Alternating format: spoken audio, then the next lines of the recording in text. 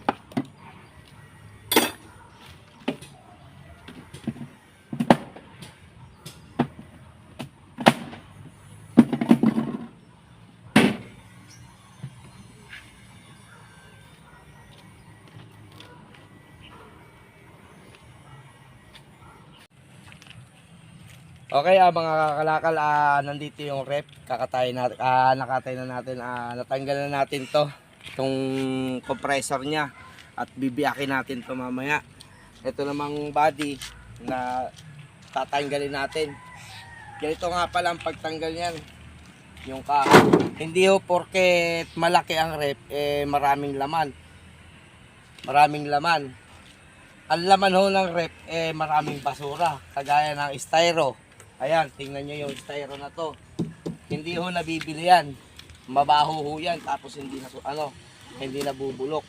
Kaya ho ang gagawin natin dyan, gagawin natin. Yan yung pagbabaklasan.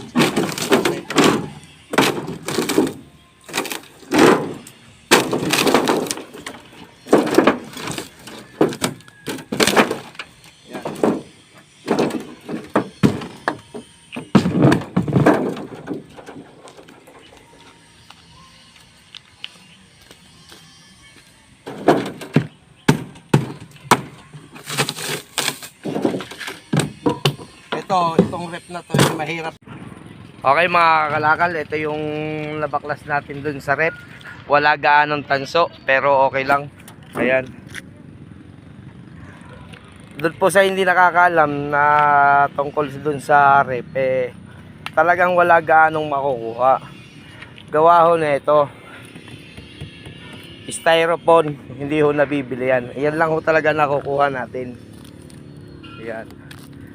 Meron kakaunting tanso, pero hindi man karamihan. Ayan.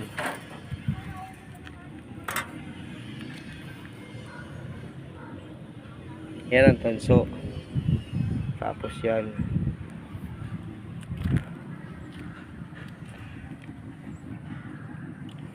Wala ho talaga makuha. Ayan mga kakalakal, magmerienda muna tayo. Ito ang meriendahan ko. Kamoting gabi, sausaw sa asin. Yan, habang nagpapahinga at magbabaklas tayo na ito.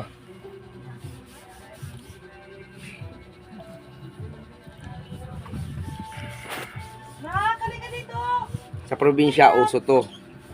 Merienda, almusal, yan, kamoting gabi.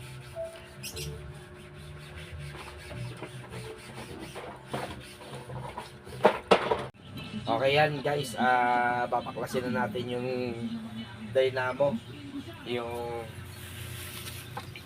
itong compressor ng rep. Katingin natin gamit ang grinder.